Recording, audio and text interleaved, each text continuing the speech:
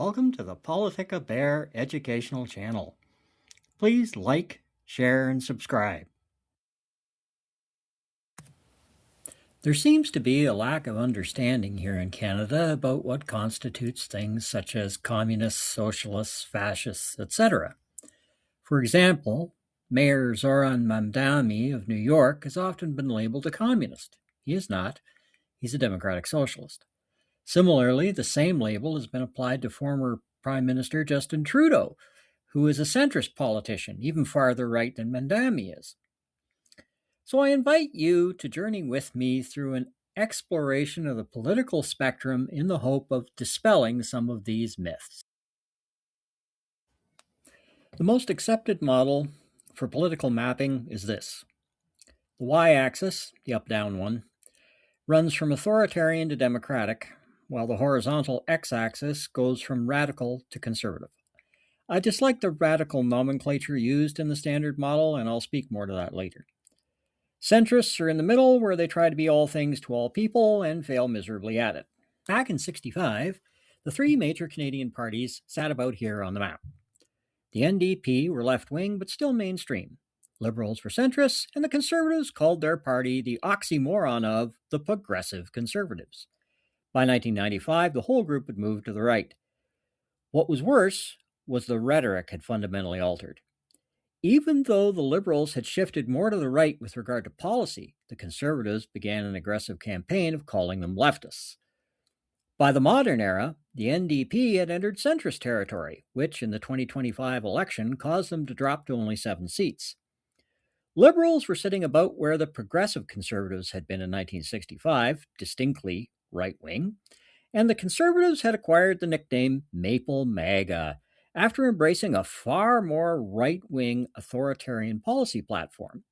To fill the gap that had appeared on the left, the Green Party became a contender in several ridings around the nation.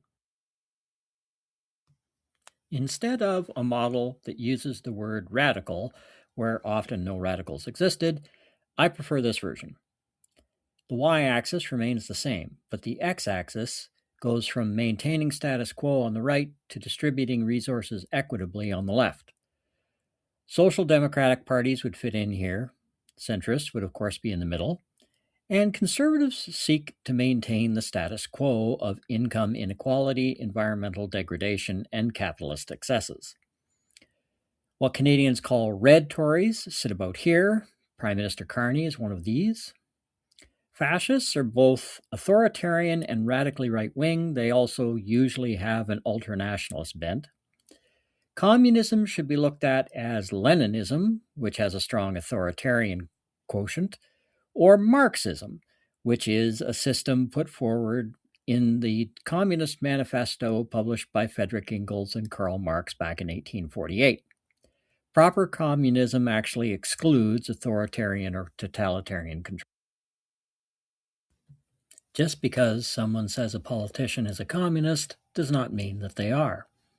We should make every effort to educate ourselves about the policies of political parties and those running for office. Currently, there's a great deal of misinformation and active disinformation flooding through our media landscapes. Ask yourself before casting your vote, is the current status quo what I want?